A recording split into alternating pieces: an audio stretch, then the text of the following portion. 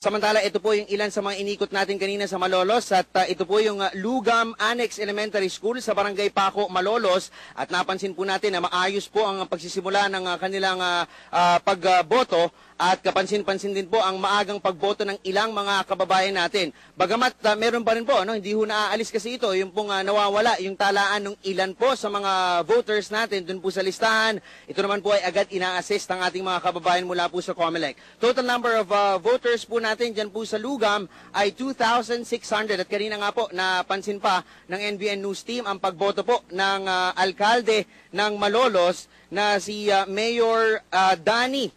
At ito nga pong si Mayor Danny Domingo ay bumoto po bandang alas 10 kanina. At isa po itong si Mayor Danny sa mga sumusuporta po sa ating Team Unity Senatorial Slate. Samantala, doon naman po sa Baraswain Municipal Elementary School kanina sa Barangay Mohon, naikutin po natin yan at generally peaceful pa rin po ang area na yan. Samantala, yan lamang po muna ang sitwasyon na aming maihatid. Not unless may tanong po ang ating mga kasamahan dyan sa studio, si Jing at si Vicky. Balik po sa inyo. Okay, Snow. Madaming tao kanina nung nag-umpisa ang bilangan dyan sa Bulacan ayon sa report mo. Ngayon ba, anong napapansin mo? Kumukonti ba ang mga bumoboto, mga tao lumalabas?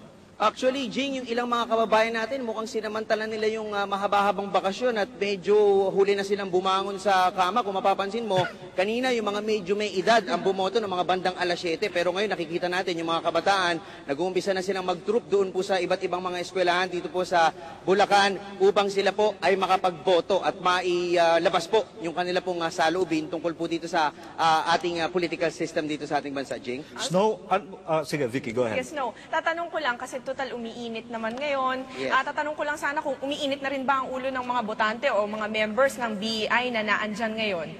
Ang nakikita lang natin na medyo umiinit ang ulo yung mga nakikita nilang wala yung kanilang mga pangalan kasi may ilan na inaabot pa talaga ng 3 oras. O kanina nga may nakausap pa ho tayong medyo may edad na. Sabi niya 5 hours daw ho siyang naghihintay at talagang umaasa po siya na siya po ay makakaboto. Pero sabi niya hindi raw ho siya titigil. Kahit ho abutin pa siya ng alas 3 ng hapon, talagang igigiit po niya ang kanya pong karapatang bumoto. Vicky?